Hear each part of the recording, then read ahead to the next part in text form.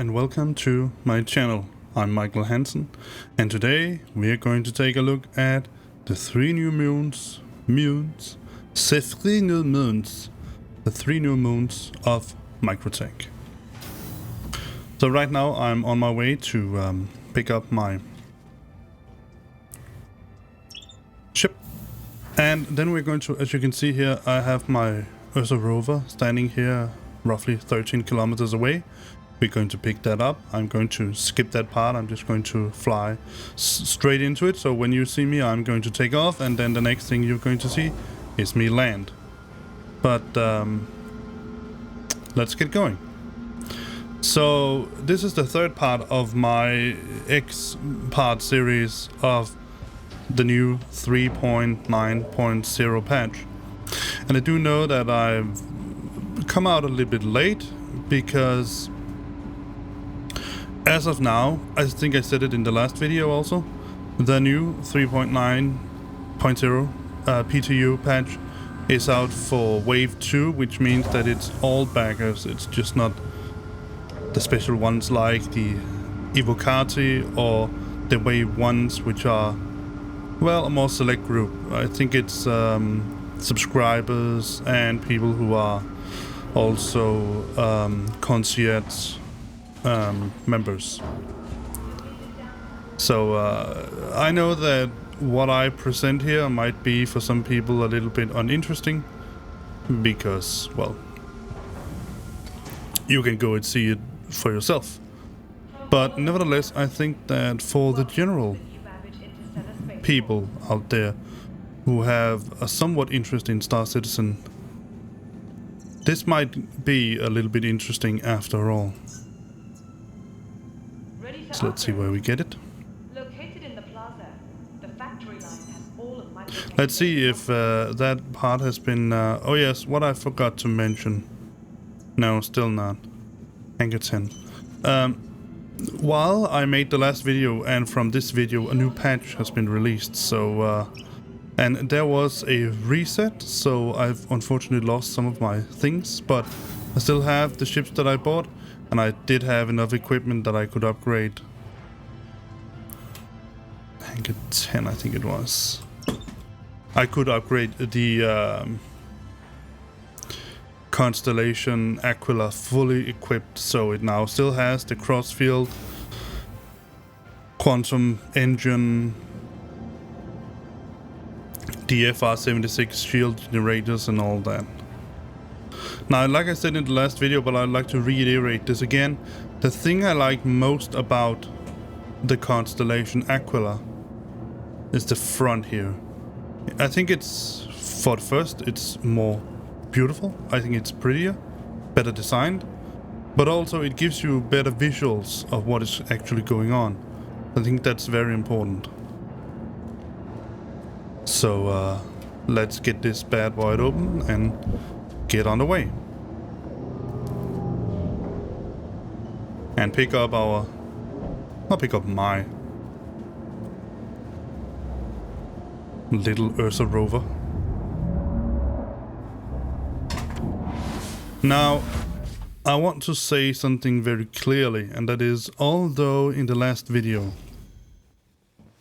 I did say that that video was about the active status system and also the new selection dial, or whatever you want to call it. Welcome to Robert Space Industries. Enjoy the ride. System check. Thank you. The active status system is, of course, supposed to be something that goes throughout your playing experience. So it's not something that you can cover in a single video and say that's it. Because it's something that's going to happen continuously throughout your gameplay. It's just not something that is fixed at one point. Like, for instance, when you configure your weapons, you can do that at one point and then you have your weapon. And also the temperature thing, you can also cover that in a single video because you can go out to a place that is extremely warm. You can also go to a place that is extremely cold, and then you can show, like I did in the last video, you can show what happens when you do that. But the part of the active status system that goes with your hunger, your thirst, that is something that's going to happen slowly and continuously throughout your gameplay. And like I said, I've played this patch for quite some time, and I must say that my experience in general is that the cooldown time, or whatever you want to call it, You are clear to launch. on your on that part of the active status system, I honestly think that it's too slow. But let's take a look now. Right now I'm 100% at both. Let's take a look and see when I'm finished with this video, and it's probably going to take a couple of hours to do. I'm going to cut certain parts out, travel times and all that. But other than that, there's also the fact that you're going to see sort of a complete picture of what happens throughout my gameplay. You're not going to see certain parts. So, and also the active status system is supposed to be going on from session to session. So let me tell you while I take off. You could think that the active status system is sort of a thing that will happen Please visit again.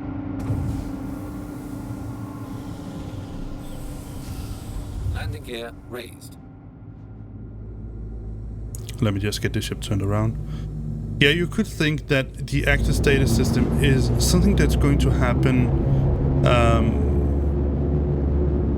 from session to session. So you could think that you have your active status system, your full health, your full all that, your full hunger, your full thirst, and then the minute you log out, that will be reset.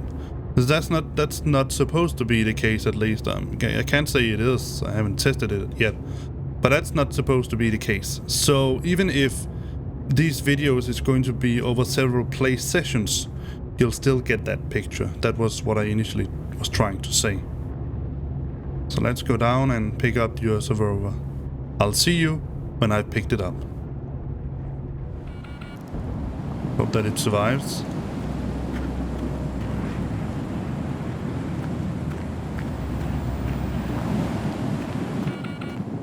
You can usually hear it because it's bumping around when it's not placed in orderly fashion.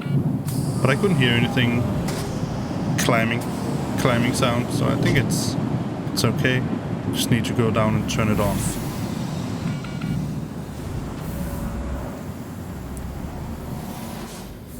There we are. And one thing I usually do when I have to do something like this. Oh, so I can open it, but I cannot close it for some reason. Nevertheless, I usually check that I don't have any stowaways. And one way to check that is to go into your constellation, your communication channel. If you have members here that you don't expect, then you have a stowaway. I don't, so that's just fine. Also, I couldn't really see why someone would do that on the PTU because, well, you can just buy your own ship. But nevertheless, there are some people that are very dedicated to this piracy act, and so they will do anything they can to make life as hard as possible for anyone else. Not anything, but anyone. Let's turn it off. Weapons system is off. Let's see if I can turn it. Let me just. Sometimes you have to power on. Welcome to Turn. Space Industries. Engine off. Enjoy the ride. System check. Engine off. And then power off. Weapons system is off. That should do it. Alright. Yeah, one of those glitches again. Yeah, but I really do want to leave. Thank you. As you can see, it is floating a little bit around in here, so it's not a perfect fit, but it can do. All right, let's go up. Now I'm going to keep on my suit, but I will remove my helmet.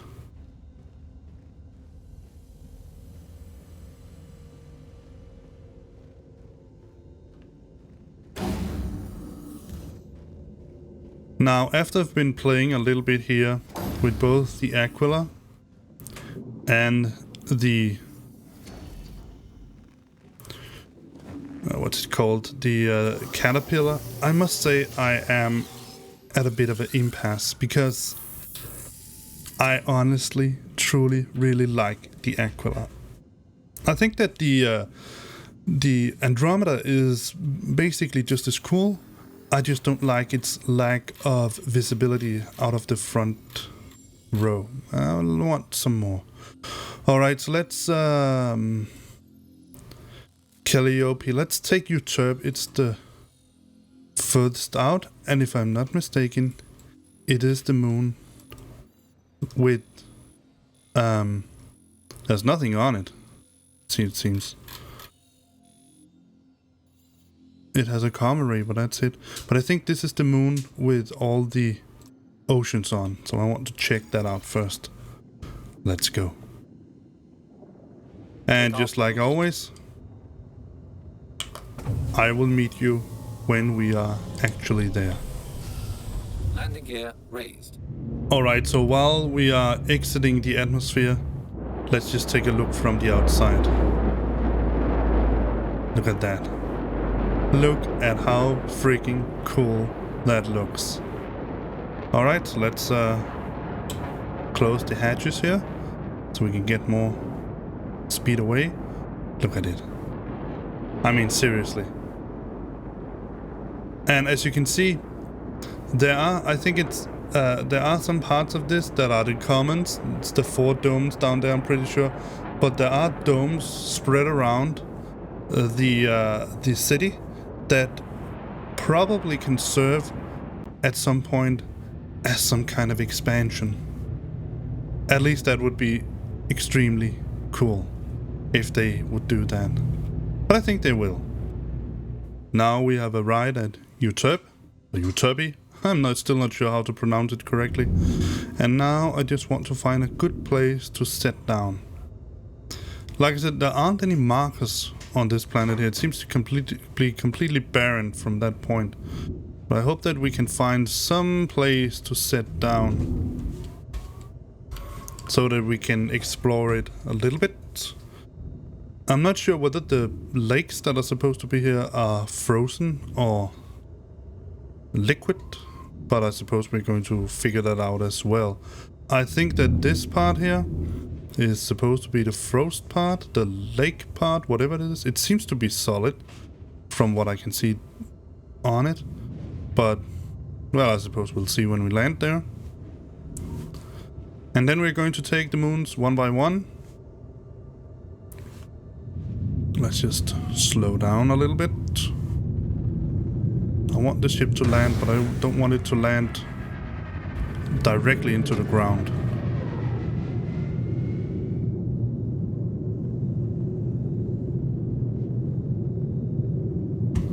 I think we're going to settle down somewhere here. It seems to be some kind of a valley. Oh, wow. That certainly brightened up quite a bit. I'll see you on the surface.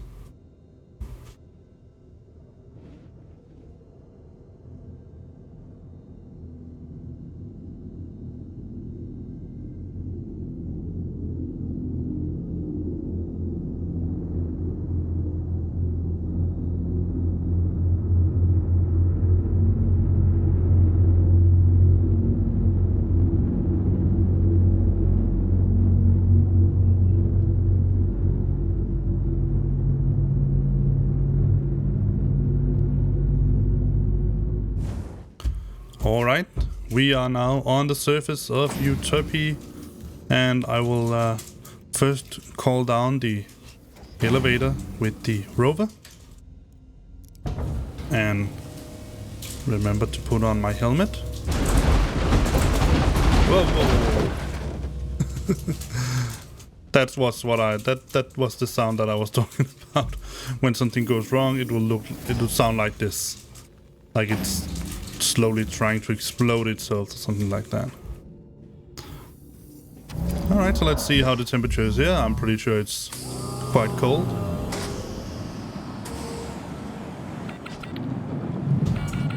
Alright, let's check it.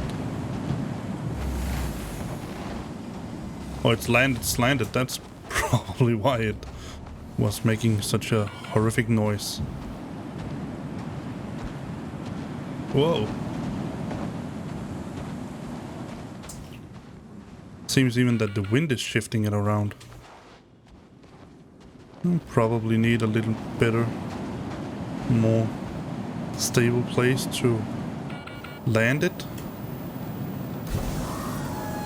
Alright, let's get the rover out. If I can before this ship jumps away.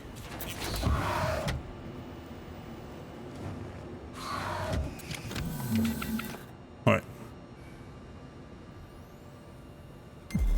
Here we go. Welcome to Robert Space Industries. Enjoy the ride. System check.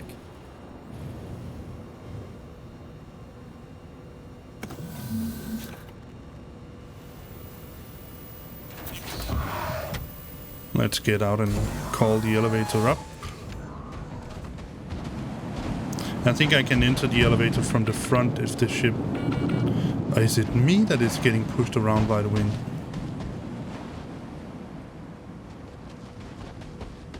It probably is. It's probably not even the ship that is moving around, it's me. Let's call the elevator up. Like that. And I still don't know what that thing is that is sticking with it. But it looks pretty funny.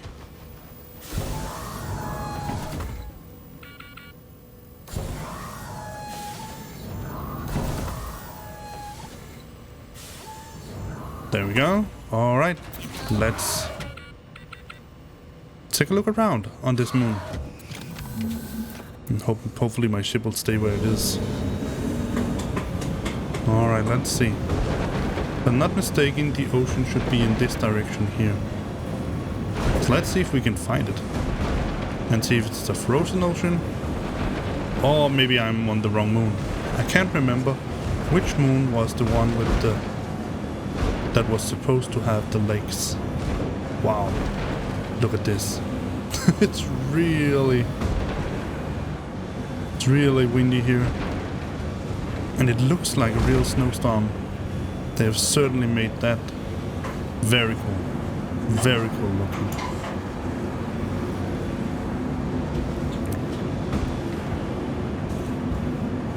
Let's take a look at those structures up there. That looks pretty strange. Formation, I'm not sure what I would call it structures. It's more like natural formations of some sort.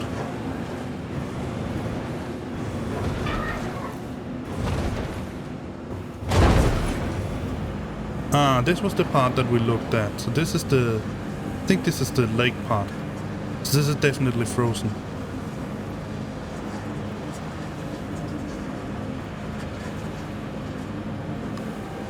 Ah, I mean, look at this. And now the wind stopped. That's interesting. Or at least the stormy part stopped. Let's try to see if we can... Oh, it's just a mountain. Oh. Well, let's see if we can get up there anyway. See if these are solid or... Nope, these are not solid. Nope, none of them are.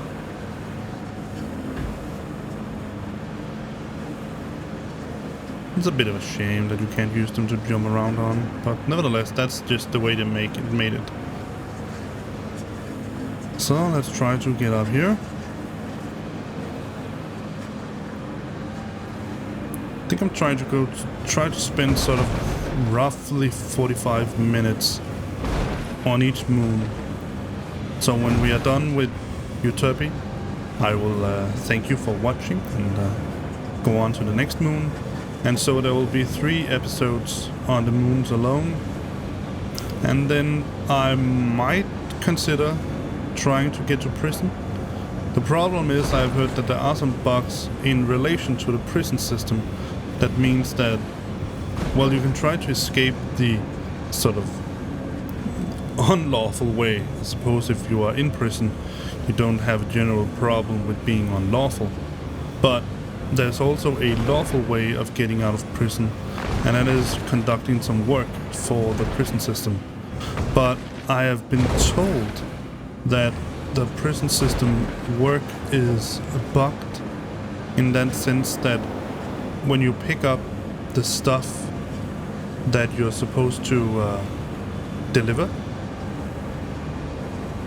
you will lose the mining tool that you have in your hand, and you can store the items that you pick up, essentially nullifying your work in respect to this. Alright, let's see if I can turn this around. Park it like this. Alright, let's go out and take a look around. If I can. Because it feels like the car is sliding down. It is. Oh. No, I didn't want the seat. I want the door to close.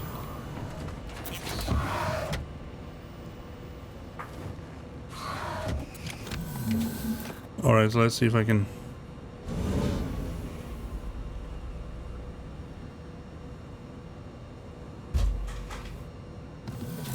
Oh, it's when I exit the seat, it is sliding. Alright. So I need to find a more stable place to park it.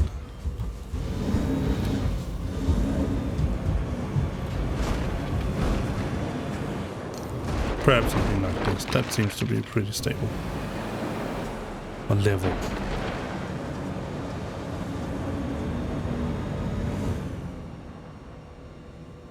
We'll see how level it actually is. But at least it seems I don't have to run several miles in order to find it. Alright, so let's see. Wow. Look at this structure here. Look at that.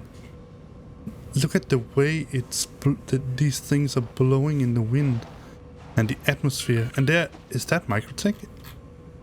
It probably is. I mean, seriously. Oh, that's why. In the shadow. There's the sun. I mean, wow. This is certainly foreign. So what's the outside temp? Let's take a look. Minus 120 degrees. Jeez, that's cold. I hope that the car doesn't slide very far, because otherwise, or the rover, because otherwise we will be stuck here for a very long time, and actually, honestly, a very short time, because we would die.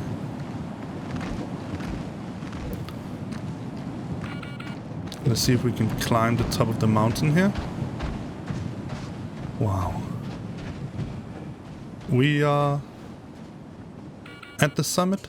Well, we can't climb that thing there. We drove roughly 4 kilometers.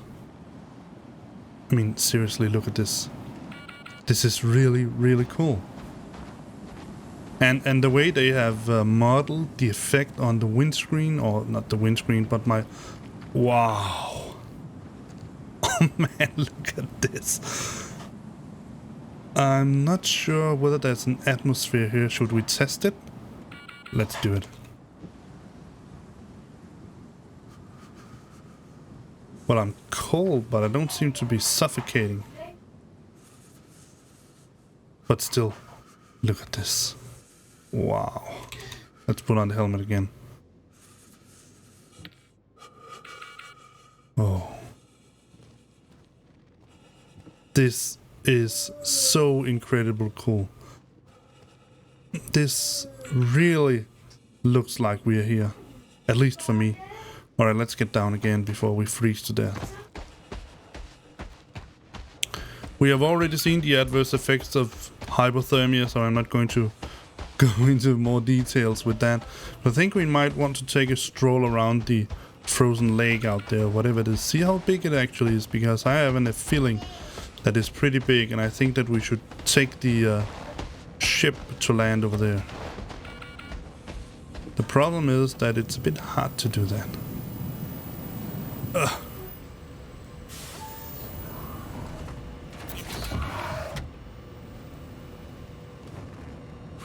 Alright, let me get rid of the chant.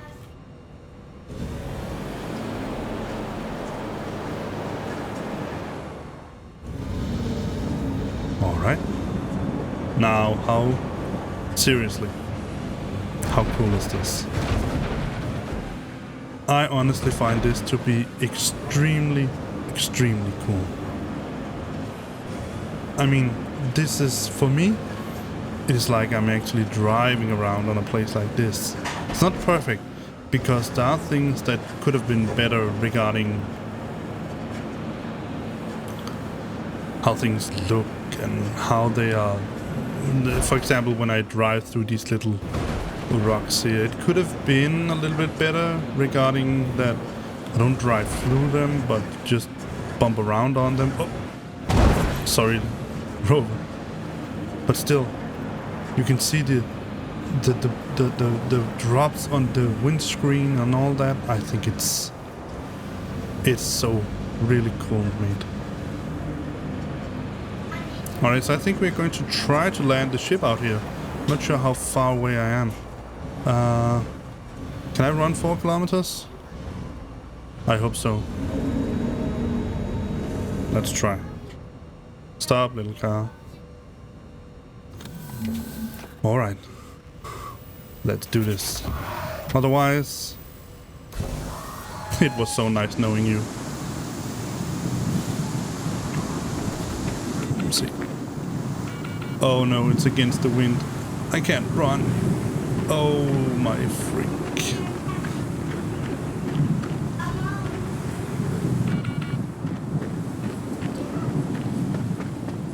Oh, that's more like it. There we go. Alright. Let's see if we can traverse over that mountain, because that is certainly going to cut off some... Let me see if I can... Oh, so this is for me. It's not for the car. That's okay. I think I'm going to cut the video right here, and then I'm going to meet you at the ship, if I make it. Hopefully I do. This ground here, it looks strange, like some sort of alien rock formation. Not something that I've seen. Something a bit like obsidian or something like that. But look at the way the snow is formed here. It looks like small hoops that has run around. But this is part of the lake. I mean, seriously. It looks like some kind of castle tower, something like that. Oh, it's... And now you can actually see how I talked about the first video about the wind chill factor. You can see now the temperature is only... only minus 80 or 90 something. But when we were in the wind, it was minus 120 thereabout. So it seems that they have also added convection to this part of the game. And that is something that I really like, because I think that's very important for the realism of the game. And now you can see we are getting slightly into the wind, and the temperature has dropped more, so this is not good. Because this speed here, we're not going to make it. Definitely.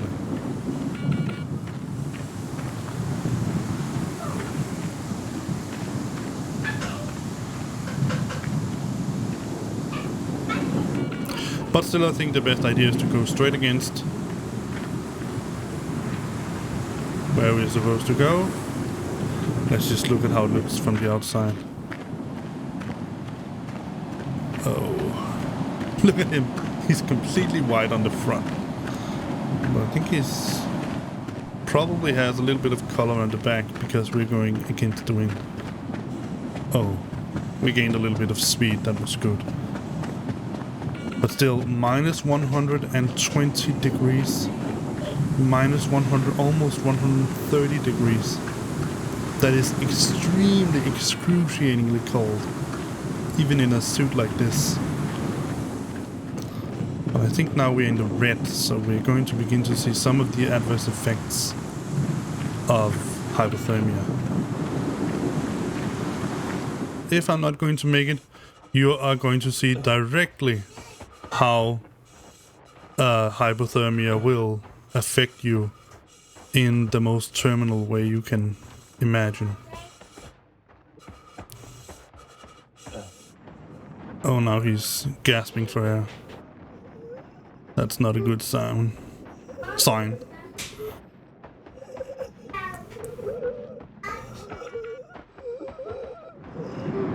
But as you can see now, you can clearly see the adverse effects from hypothermia.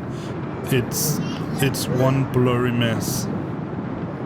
And I can't even see what my core temperature is right now.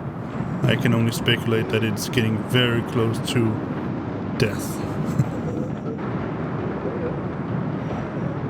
But if this is going to be the end, then I will thank you for have watched this video. I will, if I can, try to resurrect myself and go to one of the other moons. If not, it has been an honor and privilege to know you. Remember, likes and subscribes, they always help me. Even if I'm so cold like this, it warms a little bit to know.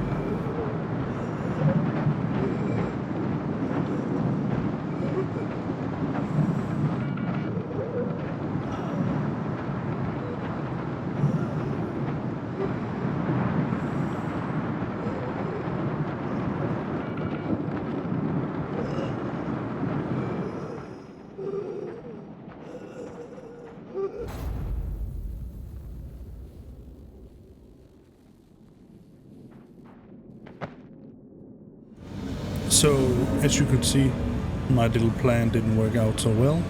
I died on my way back to the ship.